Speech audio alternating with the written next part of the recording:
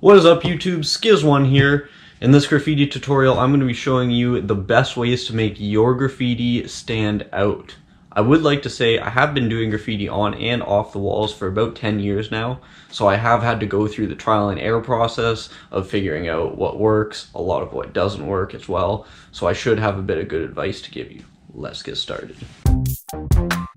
The two most important concepts you need to consider when you're trying to make your graffiti stand out are color and contrast. You need to be able to work with these two concepts well if you're going to effectively make your graffiti stand out.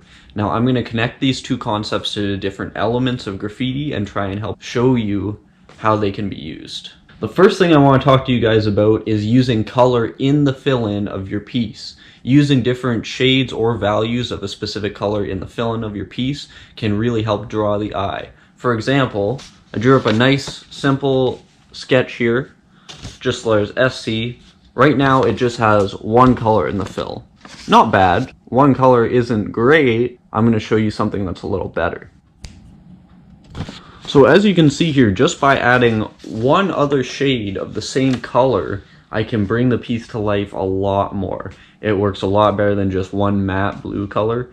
I just threw a couple little creative dots in here, small things like that. Just get creative with your fill, it'll really help you out. The second thing I want to talk to you about is using highlights in your fill-in. So very similar to using different colors in your fill-in, you can also use very simple highlights just to brighten the piece up and give it a bit more life. So again, with the same example here, this does not have any highlights on it right now, and this is what it might look like if we were to put some highlights on it.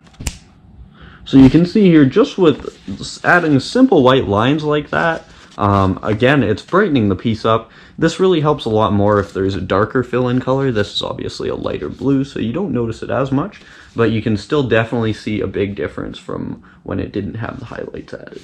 The third thing I want to talk to you about is how you can use color and contrast in the background of your pieces to really make a difference, and a lot of times even finish your pieces up. Contrasting colors are said to complement each other and are located on opposite sides of a color wheel.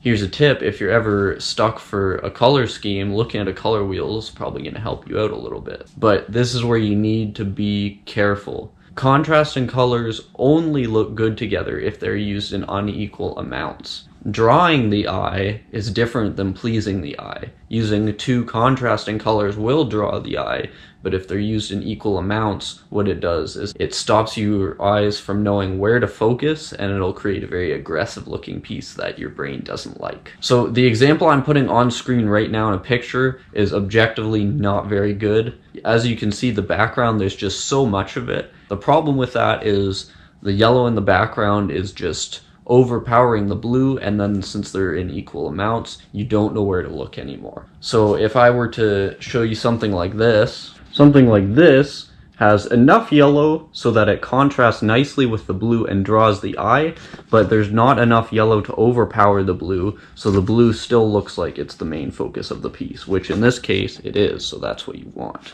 So those are the three easiest tips I have for you in this graffiti tutorial that'll help your graffiti stand out. If you found it helpful, please consider looking at the subscribe button. If you liked the video, you can also check out any of my other tutorials on screen. Thanks for watching. Till my next video, peace.